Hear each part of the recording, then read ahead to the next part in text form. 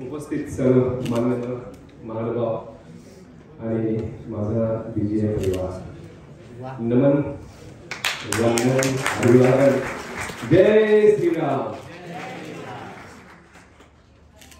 सर्वप्रथम आयोजकांचे मनापासून अभिनंदन की इतक्या सुंदर भव्य दिव्य अशा प्रकारचं आयोजन म्हणजे हार्डवेअर आणि इतके प्रतियश विद्वान व्याख्यात्यांना एकत्र आणणं हे सॉफ्टवेअर हे त्यांना जमलं, त्यांना मनापासून अभिनंदन करतो आणि ह्याची अनुभूती आम्हाला दिली याबद्दल त्यांना धन्यवाद देतो. आणि वर्षी दरवर्षी याचं भव्यता दिव्यता वृद्धिंगित हो अशी शुभेच्छा देतो.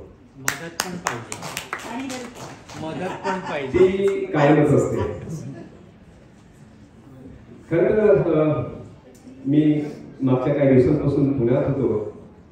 माझा मुलगा डॉक्टर पुष्कर विदेशी परदेशात फिरायला गेला. आईसवरून पडला, त्याला लिगामेंट्स तुटले आणि परवा शुक्रवारी त्याचं सर्जरी झाली. ऑपरेशन नंतर 4 आठवड्यांची त्याला विश्रांती देण्यात आली. माझी स्वतःची आणि माझ्या परिवाराची इच्छा होती 4 आठवडे तर नाही पण कमीत कमी 1 आठवडा तरी त्याच्यासोबत राहावं. शुक्रवारी ऑपरेशन झालं आणि शनिवारी मी इथे परतलो, म्हणजे 24 तासही त्याच्यासोबत नव्हतो. याचं मुख्य कारण म्हणजे 3 गोष्टींनी मला इथे ओढून आणलं. त्यातली सर्वात पहिली गोष्ट म्हणजे आपल्या सर्वांचं माझ्यावरचं प्रेम, माझं बीजे आणि बीजे परिवार असलेलं प्रेम आणि बीजेच्या सर्व कार्यक्रमामध्ये उपस्थिती दर्ज करावी अशी मनोवृत्ती. दुसरं महत्वाचं कारण म्हणजे डॉक्टर उमेश याचं व्याख्यान प्रत्यक्ष ऐकण्याची संधी आणि त्याचा परिचय करून देण्याची संधी. आणि तिसरं अत्यंत महत्वाचं कारण म्हणजे माझा मित्र डॉक्टर महेश याचा पॉडकास्ट आज इथे होणार आहे. या तिन्ही कारणांमुळे मी इथे आज हजर आहे. काल रात्री 9:30 वाजता आलो आणि आयोजकांचे या तिन्ही कारणांसाठी मनापासून पुन्हा एकदा धन्यवाद देतो. मी खरं तर खूप भाग्यवान आहे, अतिशय भाग्यवान मी स्वतःला समजतो. ते यासाठी की मला लहानपणापासून खूप चांगली मित्र मिळाली. ती सर्व बुद्धिजीवी, सत्प्रवृत्तीची आणि आपल्या चारित्र्य संपन्न अशी. त्यांच्या व्यासंगामुळे माझा चरित्र, माझा पुरुषार्थ आणि माझ्या जीवन कसं जगावं या गोष्टी मला त्यांच्या व्यासंगामुळे मिळाल्या. अगदी पोटावर मोजता येतील एवढी माझे मित्र. आणि त्या मित्रांच्या यादीमध्ये प्रथम अग्रणी जी 2 नावं आहेत ती दोन्ही या सभागृहात उपस्थित आहेत. एक दादा जाधव आणि डॉक्टर उमेश. या दोघांची मला परिचय करून देण्याची अजिबात आवश्यकता नाही. तरी सुद्धा आज उमेश जो सुपरिचित आहे, बहुआयामी आहे, वाक्चतुर आहे, याची ओळख म्हणजे याचा परिचय करून देण्याची औपचारिकता मी इथे आज करणार आहे. ही माझी जबाबदारी किंवा मी हे संधी समजतो. महाराष्ट्रातला अतिशय दुष्काळग्रस्त भाग म्हणजे मराठवाडा, जिल्हा नांदेड, मदगेल हे त्याचा तालुका आणि मरखेल हे त्याचं गाव. इथे त्याचा जन्म, लहानपण इथे गेलं. मला वाटतं त्याचं शालेय शिक्षण तिथे झालं. तालुक्याच्या गावात जाऊन त्याला माध्यमिक शिक्षण घेतलं, उच्च माध्यमिक तिथेच घेतलं. नंतर आयुर्वेदासाठी त्यांनी उस्मानाबाद आयुर्वेद शासकीय महाविद्यालयामध्ये तो BMS झाला. त्यानंतर मला वाटतं बुद्धांमध्येही तो मुंबईमध्ये इथं आला. अशा प्रकारचं त्याचं शिक्षण झालं. आणि 18 विश्व दारिद्र्य ह्या शब्दाची ज्याने काही संज्ञा, व्याख्या किंवा ह्या शब्दाचा ज्याने शोध लावला असेल तर मी तुम्हाला विश्वासाने सांगतो त्यांनी लहानपणाचं जे उमेशचं जीवनशैली होती ती त्याची प्रतिमा समोर ठेवून त्याची व्याख्या केली असणार. अशा प्रकारचं त्याचं बालपण 10 बाय 20 ची छोटी तुरखाट्यांची तूर असते ना, तुरखाट्यांचं त्याचं घर आणि उदरनिर्वाहाचं साधन म्हणजे घरातल्या प्रत्येकाने दुसऱ्यांच्या शेतात जाऊन शेत मजुरी करणे, वयाच्या 10व्या वर्षी पितृछत्र संपुष्टात येणं, अशा प्रकारच्या दुर्भिक्ष परिस्थितीमध्ये हा युवक शालेय परीक्षेमध्ये प्रत्येक वर्षी प्रथम क्रमांकाने पास होत होता. आणि ही परंपरा 10वीत सुद्धा खंडित केली नाही. 10वीमध्ये तो प्रथम क्रमांकाने उत्तीर्ण झाला. 12वीमध्ये काही मार्कांच्या अभावाने MBBS ला ऍडमिशन मिळाली नाही. आपल्यामधल्या बऱ्याच जणांची तीच गती, त्याची तीच गती. पर्यायी शिक्षण म्हणून BMS केलं. BMS झाल्यानंतर महाराष्ट्रामध्ये MPSC ची परीक्षा दिली, त्यातही तो 7व्या क्रमांकाने उत्तीर्ण झाला. महाराष्ट्रात 7वा. आणि त्या दिवसापासून मागील 27 वर्षांपासून एक मेडिकल गव्हर्नमेंट मेडिकल ऑफिसर म्हणून पालघर शासकीय रुग्णालयामध्ये तो आपली अविरत रुग्णसेवा देत आहे. आदित्य नर्सिंग होम हे त्याचं maternity home, Atharva dental clinic हा दातांचा दवाखाना, अशा प्रकारे शून्यातून त्याने एक आपलं विश्व निर्माण केलं. अतिशय हलाखीच्या गरिबी परिस्थितीतून तो उभा राहिला. आज कोट्याधीश झाला. कोट्याधीश नुसतं पैशांमध्ये, फक्त पैशांमध्ये लाखो लोकांची मदत त्यांनी जिंकली. मी विश्वासाने सांगतो, आज इथे उपस्थित सर्व जे BGH लोक आहेत त्याच्यामध्ये सर्वात मोठं त्याचं घर, सर्वात मोठं त्याचं हॉस्पिटल, सर्वात मध्ये बॉम्बे स्टॉक एक्सचेंजचा त्याचा पोर्टफोलिओ आहे. एकदम आपली लोक सांगू नये असं सांगितलेलं. तो लाखोंच्या मनात विराजतो. अशा प्रकारे आपल्या परिसरामध्ये MPA नावाची जी अतिशय प्रतिष्ठित जी संघटना आहे, ज्याच्यामध्ये 500 डॉक्टर्स आहेत, ह्याचा तो शाश्वत सभासद आहे. 6 वर्ष, त्यानंतर त्यांनी 6 वर्ष कार्यक्रमी सदस्य झाला आणि मागील 12 वर्षांपासून तो तिथे सेक्रेटरी आहे. कर्तव्यदक्ष आणि आपली जबाबदारी सचोटीने पार पाडण्याची त्याची किमया, त्याचे कौशल्य आहे. त्यामुळे MP ला मागच्या 12 वर्षांपासून पॅनल कोणी उमेदवार मिळाला नाही, म्हणून तो 12 वर्षांपासून MP चा सेक्रेटरी आहे. आणि BJची तर गंमतच आहे. BJ मध्ये सदस्य, नंतर सेक्रेटरी, नंतर प्रेसिडेंट व्हावं आणि नंतर सल्लागार कमिटीमध्ये जावं अशी एक साधारण अपेक्षा असते. आणि सल्लागार कमिटीमध्ये 5 प्रेसिडेंट्स असतात. तर साहेबांना जाधवांनी डायरेक्ट सल्लागार कमिटीमध्ये दिले. 2 गोष्टीमध्ये हे काहीतरी गुपित आहे, कधी उकललं नाही. आम्ही पान पार्टीमध्ये बसतो, पण बाबाची सवय आहे, फक्त ऐकत राहतो. बोलणारा हा असतो, समजतच नाही काय झालं. तर मला असं वाटतं की दादाला ते सेक्रेटरी पद सोडवत नसावं, किंबहुना ही सगळी जी पदं आहेत ना, तर ह्याच्या व्यक्तिमत्वाच्या उंची पुढे कदाचित खुशी वाटत असावी. तर अशा प्रकारचं त्याचं MPA BJ आणि डॉक्टर उमेश हे नाव करोना काळात विशेष प्रकाश झोतात आला. करोनामध्ये त्यांनी त्या कोविड-19चा असा काही अभ्यास केला, त्याचं डायग्नोसिस, ट्रीटमेंट, विश्वास ठेवा ह्या भागातल्या सगळ्या स्पेशलिस्ट, सुपर स्पेशलिस्ट डॉक्टर सुद्धा त्याचा सल्ला चिकित्सा घेत होती. आणि त्याने अथक परिश्रम करून निस्वार्थ निशुल्क सेवा पालघर परिसरातील प्रत्येकाला दिली. मी त्याचा पायी आहे. माझ्या परिवाराला, मला सुद्धा त्यांनी उत्तम प्रकारची त्यावेळेस चिकित्सा दिली.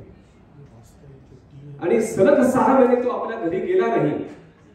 त्यांनी स्वतःच्या तब्येतीची काळजी अजिबात घेतली नाही. खाण्याचं ठिकाण नाही, पिण्याचं ठिकाण नाही. अशामुळे आणि करोना रुग्णांच्या सतत संपर्कामध्ये आल्यामुळे त्याला 2दा भयंकर स्वरूपाचा करोना झाला. त्याला ऍडमिट व्हावं लागलं.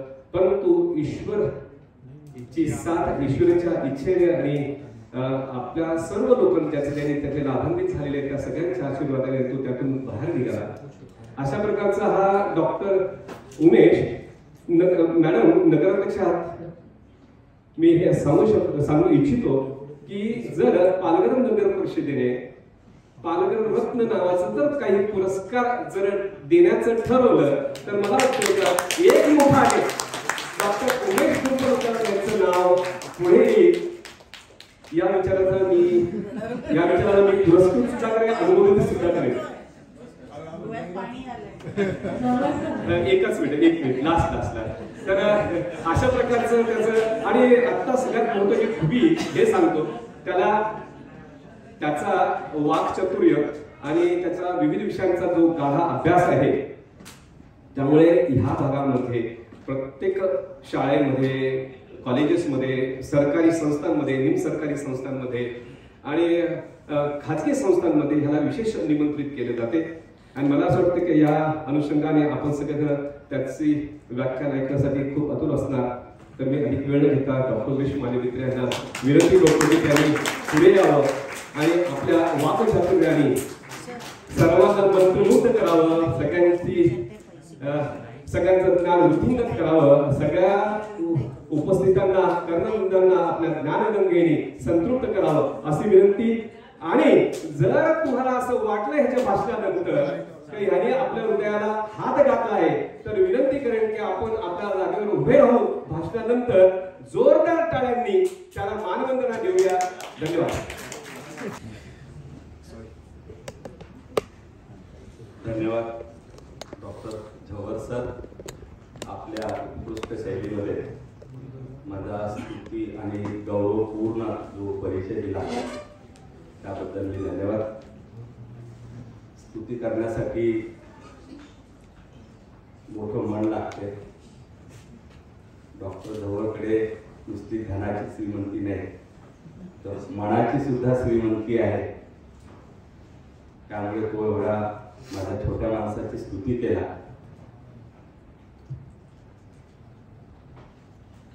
आज आपला स्वतःचा काही परिचय इतरांच्या नजरेतून किंवा विचारातून करून घ्यायचा असतो, तो आपल्याला बरेचदा कळत नसतो. त्याची अनुभूती मला इथे आली.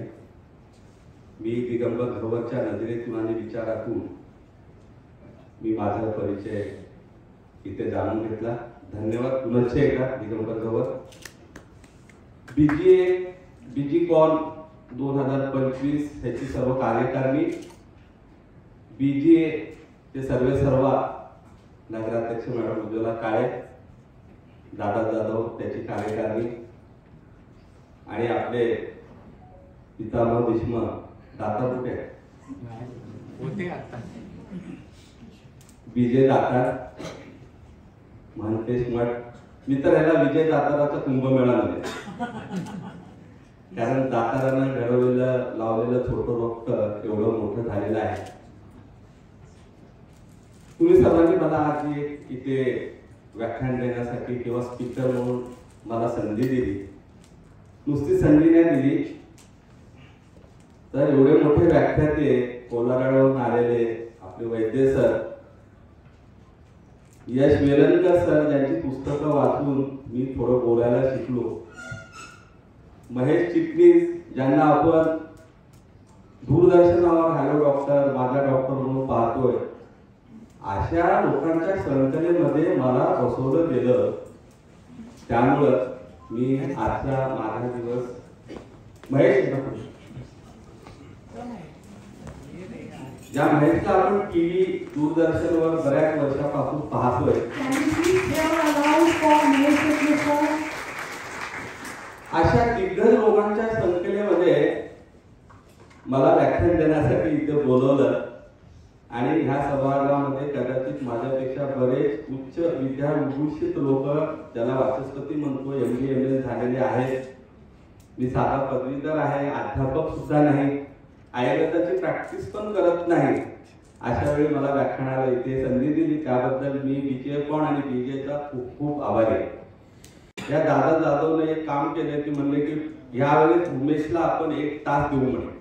1 तास नाही, त्याची फलंदाजी आपल्याला ऐकायची आहे. आणि मला त्याने तो 1 तास देऊनच टाकला. त्यावेळेस आपले मुख्य अतिथी वगैरे कोणीच ठरलेले नव्हते. दादाने मला 1 तास देऊन टाकला आणि विषय पण नाही म्हणजे तुला बोलायचं आहे. त्याच्यावर मला एक विनोद आठवला. हा दिगंबर आणि माझे, दिगंबरची सौ आणि माझी सौ एका समारंभामध्ये भेटले. त्यांची भेट झाली चर्चेमध्ये. दिगंबरची सौ माझ्या सौला सांगते की आमचे हे आहेत ना, त्यांना एखादा विषय दिला तर 1-2 तास ते बोलतात आणि हल्ली कुठे कार्यक्रमामध्ये. बरं, माझ्या मिसेसला थोडस अवघड वाटलं. ती म्हणते की माझ्या मिस्टरांना विषय नाही दिला तरी 1-2 तास आणि तसा मला विषय न देता मला कॉन्फरन्स मध्ये दिला.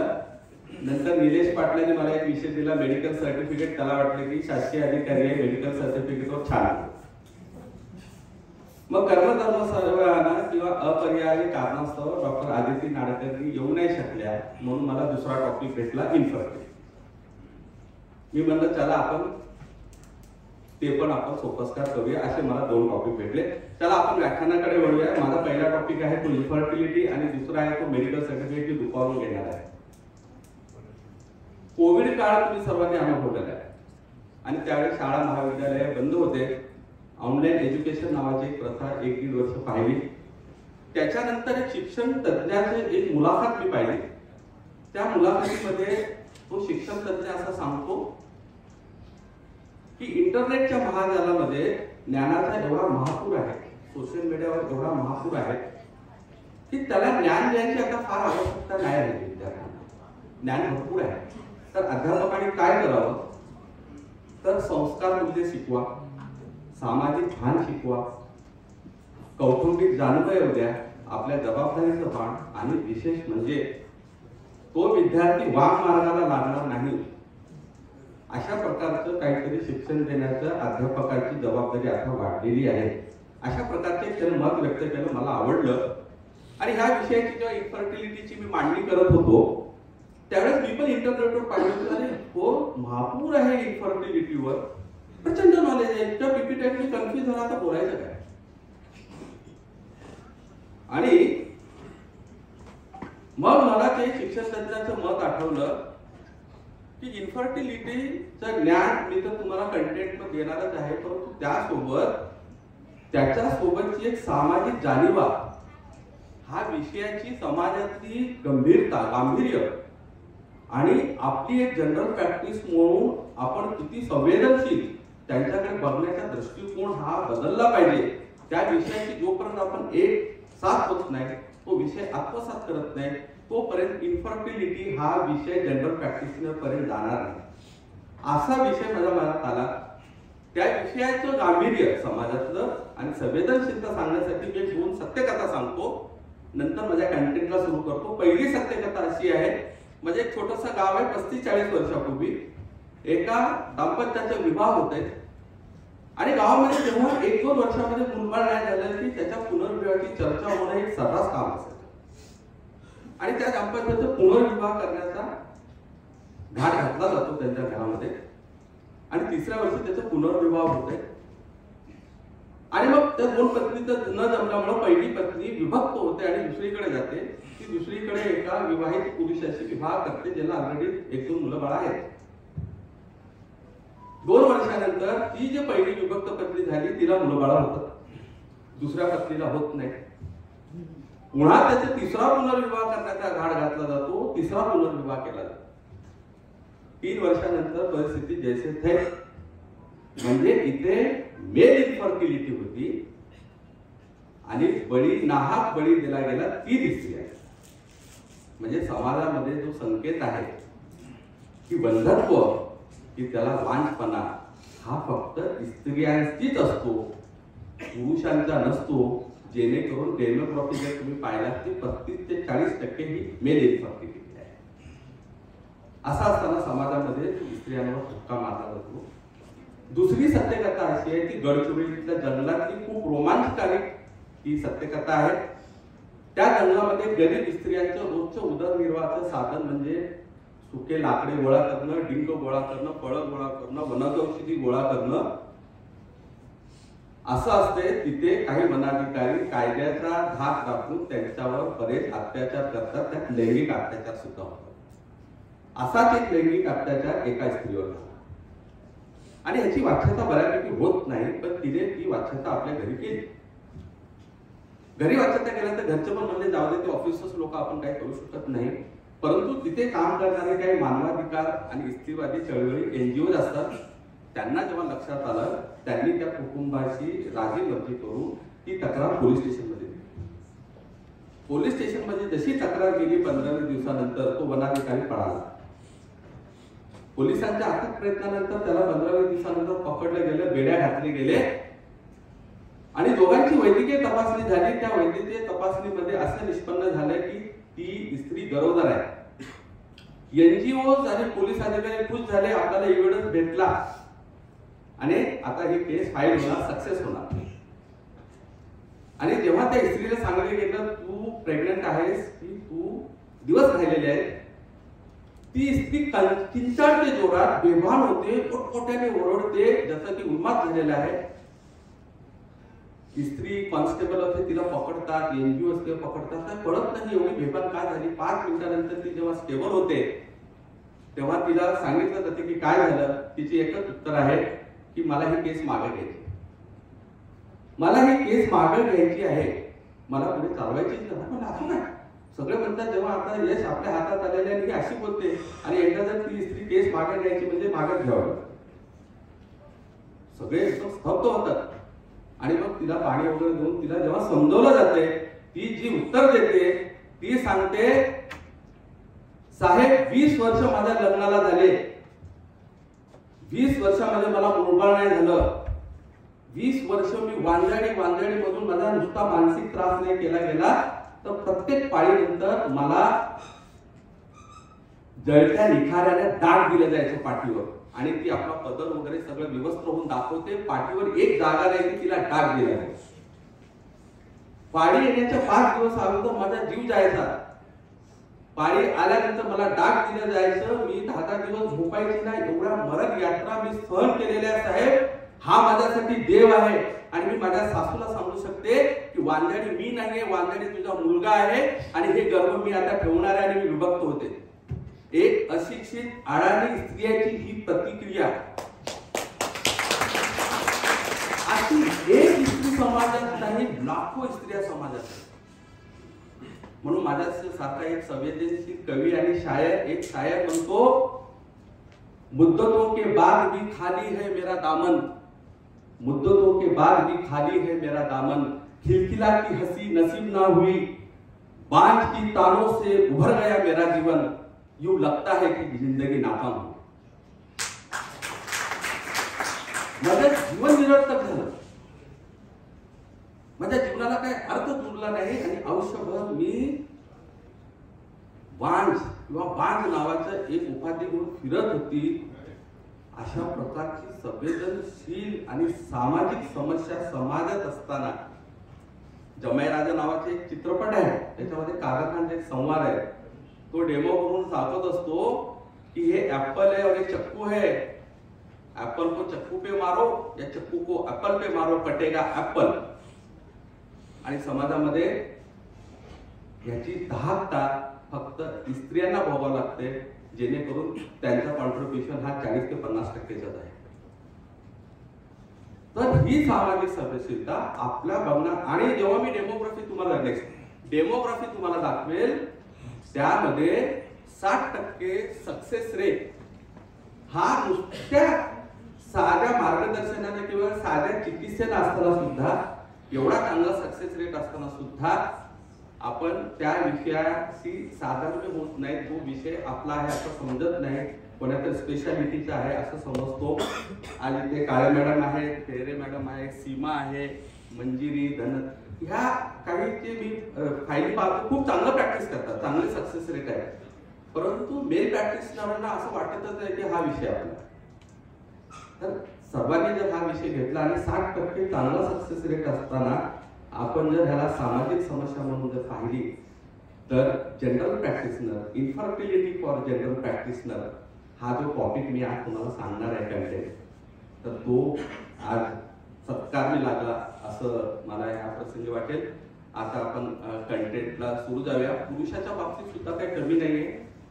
जसं आता डॉक्युमेंटेशन होतंय, इव्हॅल्युएशन होतंय, तर पुरुषाची सुद्धा इन्फर्टिलिटी आपल्याला भेटते आणि त्यांची सुद्धा मानसिक स्थिती काही कमी नाही. बरेच लोक व्यसनाच्या आहारी जातात जेव्हा डिटेक्ट होते तेव्हा.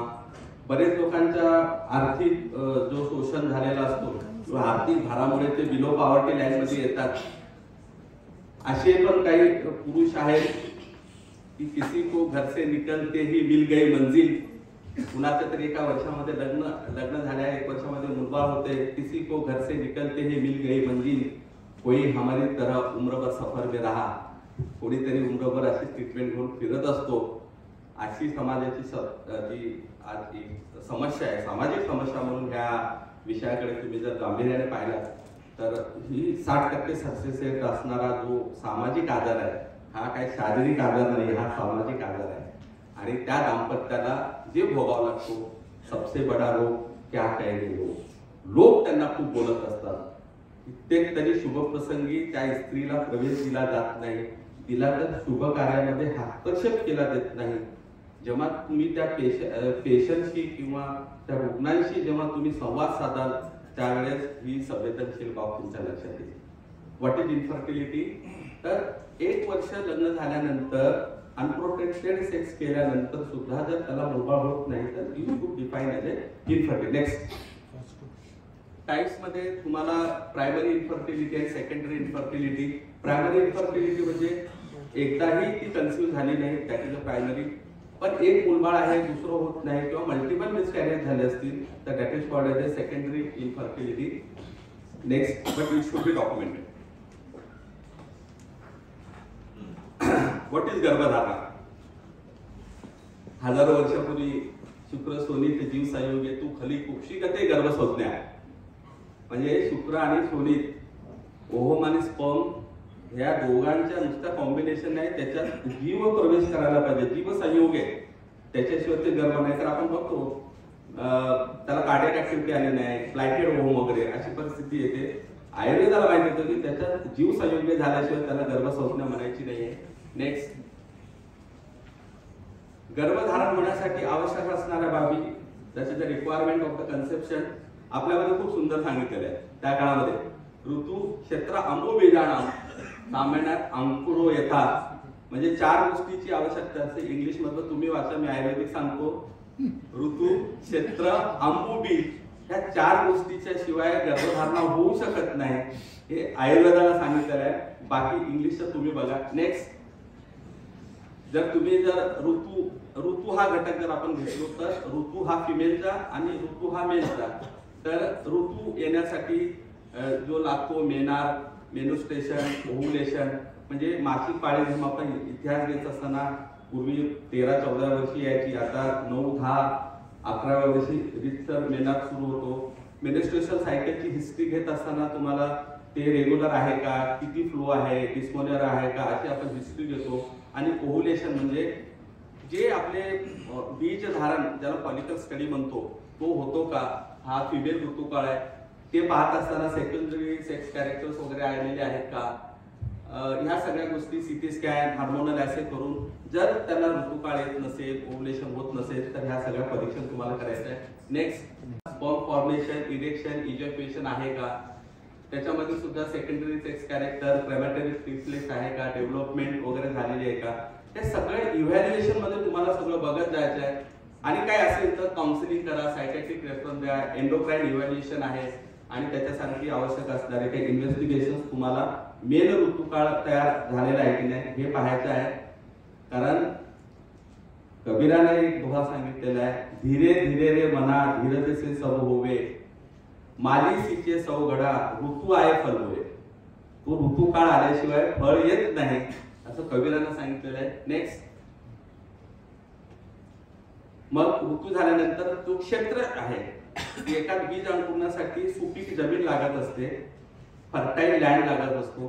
तो फर्टाईल लँड फिमेल म्हणजे पहिला लँड आहे, तो आहे युटरस.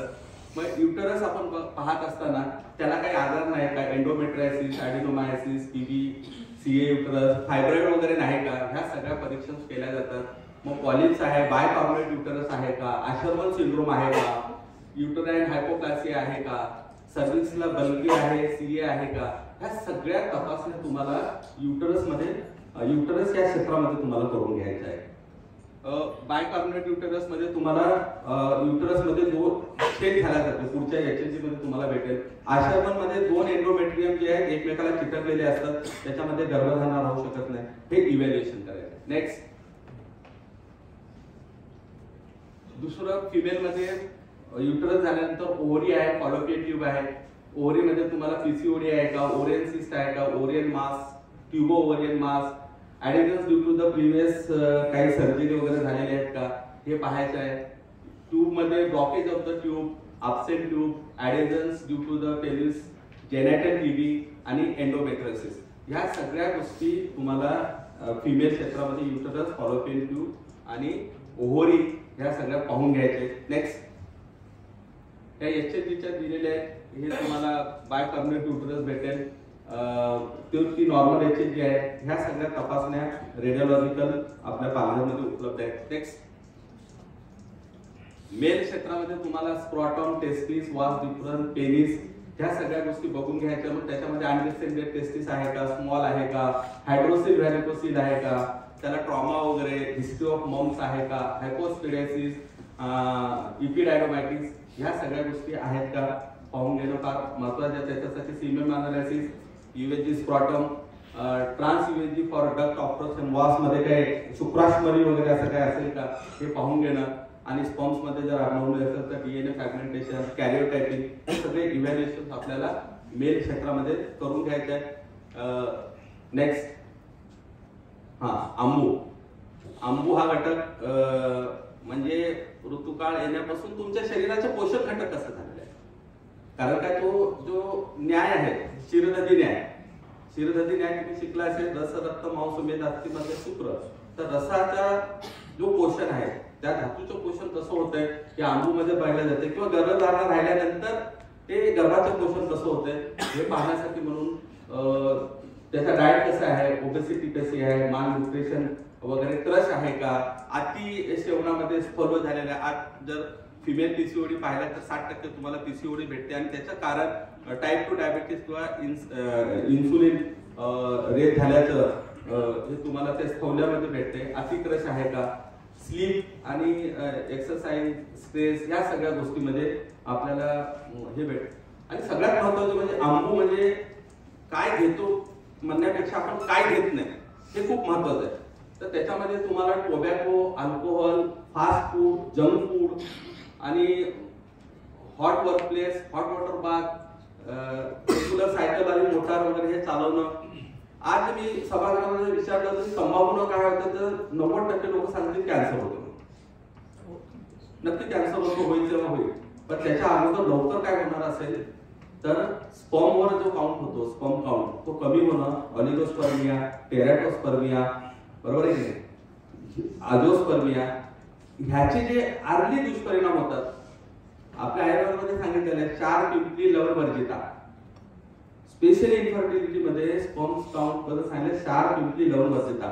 आपण आपल्याला 4 पिंपली वगैरे म्हणजे काय, हे जे काही फास्ट फूड, जंक फूड आहे किंवा पॅक फूड आहे त्याच्यामध्ये जे प्रिझर्वेटिव्ह वापरलेले असतात ते प्रिझर्वेटिव्ह इतके हानिकारक असतात की त्याच्यामुळे स्पर्म काउंट हल्ली जेव्हा आम्ही शिकत होतो त्यावेळेस 100 ते 150 असा काउंट होता. आता 20 ला पण 20, 10-15 पर्यंत पण तो डेमोग्राफी मध्ये कमी आलेला आहे. म्हणजे हा हळूहळू कमी होतोय. हे लाईफस्टाईल आणि आंबू म्हणजे लाईफस्टाईल म्हणजे पोषण हे आयुर्वेदाने त्या काळी सांगितलेलं आहे. म्हणजे आपण ह्या सगळ्या आता हॉट वगैरे, हॉट प्लेस, हॉट बघा निसर्गाने कसे केलेलं आहे. ओव्हरी हे ॲब्डोमेन मध्ये असतात आणि पुरुष गर्भ जन्माच्या अगोदर सुद्धा टेस्टिस ॲब्डोमेन मध्येच असतात. पहिला क्राय झाल्यानंतर खाली जे सॅक दिलेले आहेत त्या सॅक मध्ये ते स्क्रॉटम येतात. स्क्रॉटम मध्ये तो टेस्टिकल्स येतात. का? कारण थर्मोरेग्युलेशन मध्ये जे स्पर्मेटोजेनेसिस आहे ते ॲब्डोमेन मध्ये होऊ शकत नाही. अनडिसेंडेड टेस्टिस निकामी होतात. रूम टेम्परेचरला येण्यासाठी निसर्गाने केलेली एक सोय आहे, त्याला बाहेर काढायचं. म्हणून पुरुषाला हे शीत उष्ण नाही चालत. म्हणून हायड्रोसिल व्हॅरिकोसिस झाल्यानंतर स्पर्म काउंट का कमी होतो? कारण तिथे ओव्हरव्हॅस्क्युलरायझेशनमुळे स्पर्मटोजेनेसिस हॅम्पर होतो. म्हणून त्याला जेव्हा सॅक मध्ये आणलेलं आहे आणि वरून गरम पाण्याचा तुम्ही अभिषेक घालताय, जे की थंड पाण्याचा घालायचं. तुम्ही गावामध्ये वगैरे बघलात बैलांना स्क्रॉटमला थंड पाणी मारलं जातं. तर तुम्ही गरम पाण्याने हे छोटे छोटे गोष्टी आहेत. आणि हे मी माझ्या प्रॅक्टिस मध्ये करून पाहिलेलं आहे. गरम पाण्याचा आंघोळ बंद करा, स्पर्म काउंट वाढतं. पॅक फूड ज्याला आपण फर्मेंटेड पिंपली क्षार लवण बंद करून टाका, स्पर्म काउंट वाढते. तंबाखू खाणाऱ्याला तर मी म्हणतो तू एक तर तंबाखू सोड किंवा मला सोड, काय फरक नाही पडत. कारण मी सेन्सिटिव्ह आहे, मी रिझल्ट ओरिएंटेड आहे. त्याच्यामुळे म्हणते तू एक तर तू तंबाखू दारू सोड किंवा मला सोड, असेल तो राहील माझ्यासोबत, सोडेल नाही तर मला सोडेल, मला काय फरक. तर हे पिंपली क्षार लवण आणि ह्या ज्या काही गोष्टी सांगितलेल्या आहेत, गरम पाण्याने आंघोळ करणं वगैरे, हॉट प्लेस म्हणजे हॉटेलमध्ये भट्टीमध्ये काम करणारं असेल, तर ह्या सगळ्या गोष्टीचा इतिहास आपल्याला अंबूमध्ये घ्यायचा आहे. नेक्स्ट, बीज हा जो घटक आहे त्याच्यामध्ये ओहोम आणि स्पर्म घ्यायचे. त्या फिमेलमध्ये ओहोम आहे. त्याच्यामध्ये एज बघा, लग्नाचे एज आता वाढत चाललेलं आहे. जर कोण्या स्त्रीला जर 23-24 मध्ये जर म्हणलं ना आता तुझं लग्न करायचं तर ती म्हणते शी आता लग्न एवढा लवकर, म्हणजे लग्नाचं वय. मग ती आई सांगते की तुझ्या वयामध्ये तू मला 3 वर्षाची होतीस, 23 वर्षी तू 3 वर्षाची होतीस, आई सांगते. आणि मुलगी म्हणते शी, आणि लग्न 30-32 ला होते. आणि वयाचा आणि बीजोत्पत्तीचा जवळचा संबंध आहे. तर वयाचा इतिहास, त्याच्यामध्ये निर्माण झालेली पीसीओडी, स्त्रियांना असणारे हॅबिट, ते TB, diabetes, thyroid, lifestyle, radiation वगैरे घेतले असतील, मल्टिपल रेडिएशन, तर हे बीजोत्पत्ती जी आहे ही फिमेलची कमी झालेली असते. त्याच्यासाठी आवश्यक असणारं सगळं इन्व्हेस्टिगेशन. आणि मला सांगायला खूप चांगलं वाटतंय की पंचकर्म चिकित्सा, साधी जी पंचकर्म चिकित्सा आहे त्याच्यामुळे पीसीओडी असू द्या किंवा एएमएच कमी झालेले अशा रुग्णांना पंचकर्माचं, मंजिरीचे 1-2 पेशंट मी पाहिले, पंचकर्मानं पीसीओडी कमी झालेले. अपतर्पण चिकित्सा स्थौल्यामध्ये तुम्ही आपल्या आयुर्वेदामध्ये सांगितलेली अपतर्पण चिकित्सा जरी तुम्ही दिलात, किंवा इंटरमिडिएट फास्टिंगची जी थेरी आहे 16 तासाची इंटरमिडिएट फास्टिंग, खूप चांगले रिझल्ट आहे. पहिल्या 2 महिन्यामध्ये 7-8 किलो वजन कमी होते इंटरमिडिएट फास्टिंग. वैद्याकडे जायची गरज नाही, कुणाकडे जायची नाही, फक्त काउन्सिलिंग करा, त्याच्यामध्ये पण होऊन जाईल. नाही झालं तर मग शेवटी डोनर होम आहे. लॅप्रोस्कोपिक ओव्हरियन ड्रिलिंग म्हणून एक आहे, तुम्ही सर्जनकडे पाठवून ते ड्रिलिंग पीसीओडीवर करून घ्या.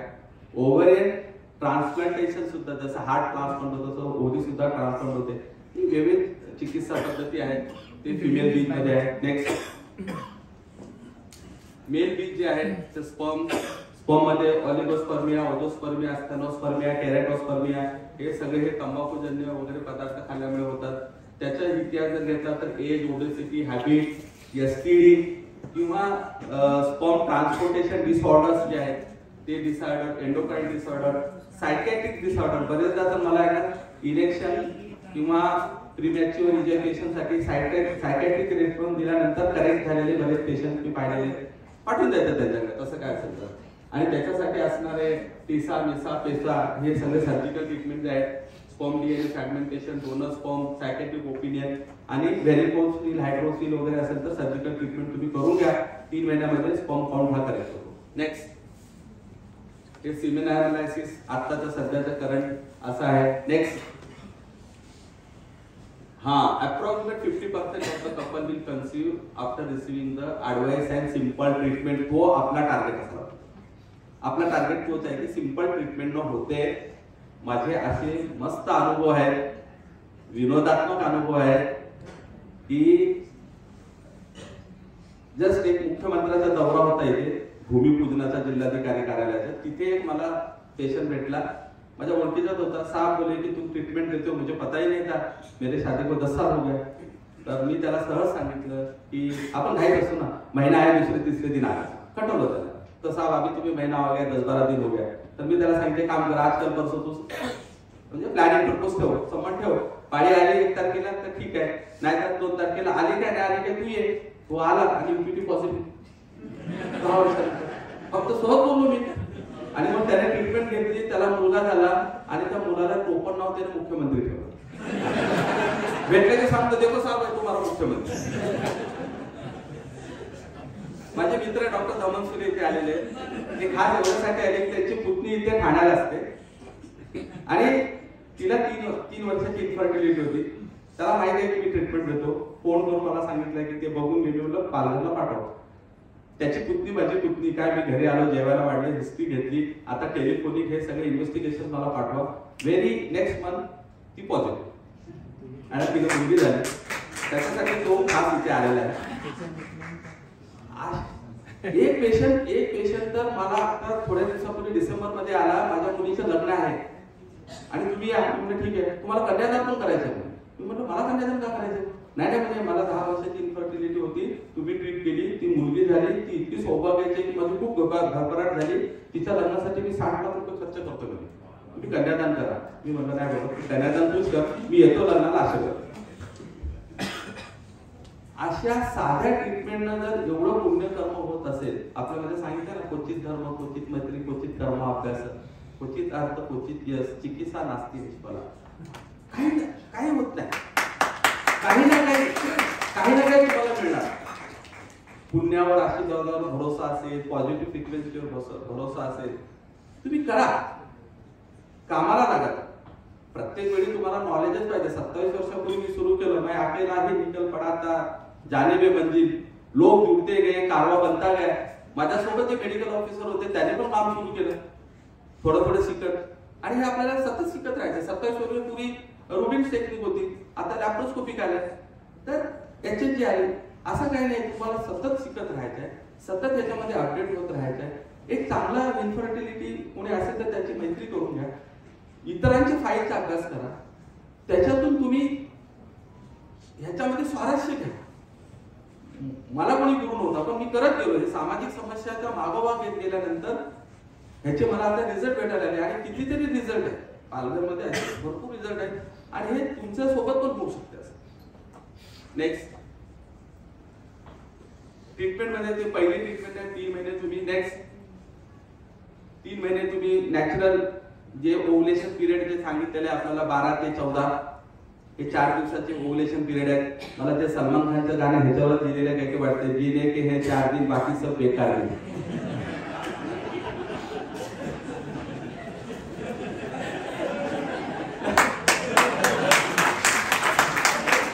जीने के 4 दिन म्हणजे ते 4 दिन जगून घ्यायला सांगा तुम्ही. 3 महिने प्रयत्न करा. नाही तर पुढच्या ह्याच्यामध्ये नेक्स्ट नाही तर ओव्हुलेशन इंडक्शन आहे, प्रोमिफेन सायटन आहे, लॅट्राझोल आहे, 2ऱ्या ते 6व्या दिवशी द्यायचं, ओव्हुलेशन करून घ्यायचं, फॉलिकल स्टडी करायचं, पुढच्या 3 महिन्यामध्ये दिवस राहतात. नाही राहिले ट्रीटमेंट थांबायचं, कम्युनिटी इफेक्ट येतो आणि दिवस राहतात. नेक्स्ट ते ओरल एजंट द्यायचे. नेक्स्ट इंजेक्टेबल आहे, ते तुम्ही नंतर शिका, इंजेक्टेबल्स मी काय सांगणार ना. नेक्स्ट हे 2 ते 6 दिवसामध्ये तुम्हाला द्यायचं आहे डोसेस प्रोमिफेन सायट्रेटचे. नेक्स्ट सिमेन अनालिसिस जर ऑलिगो असेल तर सर्वात मुख्य म्हणजे ते अपत्यकर गोष्टी त्यांना बंद करून टाका, खूप चांगले रिझल्ट आहे. फार कमी असेल तर अँटीऑक्सिडंट आहे, क्यू एन्झाईम 10 आहे, प्रोमिफेन सायट्रेट तुम्हाला लो डोस मध्ये 25 mg च्या त्यांना द्यायचे आहे, व्हिटॅमिन ई आहे. सगळ्यात महत्त्वाचं म्हणजे आहारावर, म्हणजे मायक्रोन्यूट्रियंट्स आणि ह्या सगळ्या गोष्टी जर केला तर मेडिकल ट्रीटमेंट होणार. सर्जिकल ट्रीटमेंट मी जसं सांगितलं तसं सर्जिकल ट्रीटमेंट व्हेरिकोसिल, हायड्रोसिल वगैरे जर असेल तर ते तुम्ही करून घ्या. नेक्स्ट सेकंडरी फर्टिलिटी मध्ये जे कारण आहेत, ज्याला मल्टिपल अबॉर्शन्स होतात, फर्स्ट ट्रायमिस्टर आणि सेकंड ट्रायमिस्टर अबॉर्शन्स अशी 2 विभागणी करा. त्याचे कॉजेस बघा, त्याच्या कॉजेस मध्ये तुम्हाला बऱ्यापैकी ऑटो इम्युन डिसीजेस त्याच्यासाठी असणाऱ्या तपासणी मी पुढे सांगतो, त्याचे एक इव्हॅल्युएशन करून घ्या. नेक्स्ट इन्व्हेस्टिगेशन मध्ये टॉर्च आहे, एलए आहे, APLA, ANA, anti cardiolipin antibodies, karyotyping, UAG scan. आणि ट्रीटमेंट मध्ये जर तुम्हाला काय भेटलं तर नो मॉलिक्युलर हेपॅरिन आपल्याला घेता येते, इकोस्टिन आहे, सर्वायकल टायटेलिंग जर सेकंड ट्रायमिस्टर अबॉर्शन्स असतील तर, असिस्टेड रिप्रोडक्टिव्ह टेक्निक्स जे आहेत ते तुम्ही रेफर करू शकता. आणि गुड काउन्सिलिंग, सगळ्यात महत्वाचं म्हणजे गुड काउन्सिलिंग, कारण ते इतके हताश झालेले असतात कपल. सरांनी जसं सांगितलं सत्वावजय चिकित्सा, त्याला आपण आश्वासन चिकित्सा असं सांगितलेलं आहे. त्याच्यावर एका शायरानं खूप सुंदर शायरी केलेली आहे, कितना आसान था इलाज मेरा, कितना आसान था इलाज मेरा, अगर वो पूछते बस मिजाज मेरा. तब्येत कशी आहे जरी फाटीवर हात ठेवून जरी विचारलं तरी बरेचदा आजार कमी होतो. त्याचा आत्मविश्वास वाढवला, 2 गोष्टी चांगल्या बोलल्यानंतर सुद्धा त्याचा आजार कमी होतो. सरांनी सांगितलेला टॉपिक सत्वावजय चिकित्सा, तुम्ही त्याला बसवा, त्याच्या दुःखाशी तुम्ही समरस व्हा, मग त्याच्यावर तुम्ही काउन्सिलिंग करा. एकदा तुमच्यावर विश्वास आला, हा चमत्कार घडतात. मनाचे काय सर सांगितलं तसं खूप चमत्कार घडतात. फक्त तुमच्यामध्ये त्यांचे बॉन्डिंग व्हायला पाहिजे, त्यांना आत्मविश्वास व्हायला पाहिजे. प्रत्येक वेळी औषधाची आवश्यकता नाहीये. नेक्स्ट ही ऍसेटिव्ह रिप्रोडक्टिव्ह टेक्निक्स जे आहे, आययू आहे, ज्याच्यामध्ये सिमेन पास केले जाते, ओपीडी लेवलवर पण करता येते, पण इथे लॅब चांगले नाही सिव्हिल वॉशचे, मी करतो ते. नेक्स्ट IVF आहे. हल्ली तर मल्टीनॅशनल कंपनीसारखे IVFचे सेंटर्स उघडलेले आहेत. बरेचदा ते इन्फर्टिलिटीचे हे घेतात, कॅम्प्स वगैरे घेतात, त्यांना बजेट दिलं जाते, लाखो लोकांचं कोटेशन दिल्यासारखं त्यांना बोलवलं जाते. 50% सक्सेस रेटवर तुम्ही जर काम केलं तर असिस्टेड रिप्रोडक्टिव्ह टेक्निक्स मध्ये ते लँड होणार नाहीत, ते BPL मध्ये लँड होणार नाहीत. एवढी काळजी आम्ही त्यांना घेऊ शकतो साध्या उपदेशाने किंवा साध्या चिकित्सेने. नेक्स्ट नाहीच तर मग सरोगेशीचा हा एक प्रकार आहे. जर ओरी स्पर्म्स काहीच नसतं सरोगेशी आहे, नाहीतर अडॉप्टेशन आहे, नाहीतर मग ठेविले आणून ते तैसेची राहावी चिठ्ठी असू द्यावी समाधान त्यांना काउन्सिलिंग करा. कारण काय माहिती का, ज्यांना मुलं बाळा नाहीच बोलून जे रडतात त्यांना सांगा असणारे पण खूप रडतात. ज्यांची मुलं बाळा 10वी-12वीला आहे त्यांना विचारा जगामध्ये फक्त प्रजोत्पादन करणं एवढ्याच कामासाठी आपण आलेलं नाही. तुमचं वक्तव्य वापरा, त्यांना करा. आता कर्नाटकमध्ये थिमक्का नावाची एक जिला पद्मश्री भेटलं, तिने 1 लाख वृक्ष लावले, तिला मुरबाड होतं, तिला पद्मश्री भेटली. पुणा बेंगलोर हायवे तिने 1 लाख झाडाच्या झाडांना सजून टाकलं. करा, भरपूर कामं करा. आपले APJ कलाम बघा, अटल बिहारी वाजपेयी, ते जीवनाला काहीतरी उद्देश द्या, असं काहीतरी थोडं सत्संगासारखं त्यांना बोला, त्यांना उभारी आणा आणि असावे सादर. म्हणजे भोग तर नाही येतो, पण you have to face it. अशा प्रकारचं जर तुम्ही हे केला आणि तुम्ही ऍक्टिव्हेट व्हा, हा विषयाशी तुम्ही समरस सुरुवात करा. एक पेशंट जर पॉझिटिव्ह आला तर तुम्हाला किती आनंद होईल विचार करा. असं विचार करा की त्याला जेवढा आनंद होईल त्याच्यापेक्षा किंबहुना थोडा जास्त आनंद आपल्याला होईल एक पॉझिटिव्ह आला तर. मग धंद्याच्या बाबतीत मग एक पेशंट 5 पेशंट देतो, हा देतो, तो विषय वेगळा आहे समजा. परंतु तुम्ही सुरुवात करा, अडखळाल पडाल, जे काय होईल ते होईल, परंतु हा विषयाची समरसाला सुरुवात करा. मंजिल मिलेगी भटक कर ही सही, मंजिल मिलेगी भटक कर ही सही, गुमराह तो वो है जो घर से निकले नहीं. तुमच्याकडे आहे, तुम्हाला पण खूप आशीर्वाद भेटतील आणि ही सामाजिक समस्या जी आहे ही सामाजिक समस्या आटोक्यात येईल. एवढं बोलून मला असं मी अपेक्षा करतो की प्रत्येक जण जय जय वंदत्व सारखा असा क्लिष्ट विषय असं शिरोशायरींनी त्यांनी इथे सुंदरपणे मांडला आणि मला जो विश्वास होता की तुमच्या हृदयाला नक्की हात घातला आणि म्हणूनच सगळ्यांनी स्थानिक ओवेशन देऊन त्याला मानवंदना दिली. आणि मला असं वाटतं की आता या जागृतीने आपले सगळे जे जनरल प्रॅक्टिस आहे वंदत्व प्रॅक्टिस करतील आणि कमीत कमी 50% मार्क नक्कीच मिळणार आणि पालघर परिक्षेत्रामध्ये आणि प्रजा वाढेल तर सगळ्यांचंच कल्याण होईल. धन्यवाद. May I request the sir to please present a small token of appreciation to Vinay sir.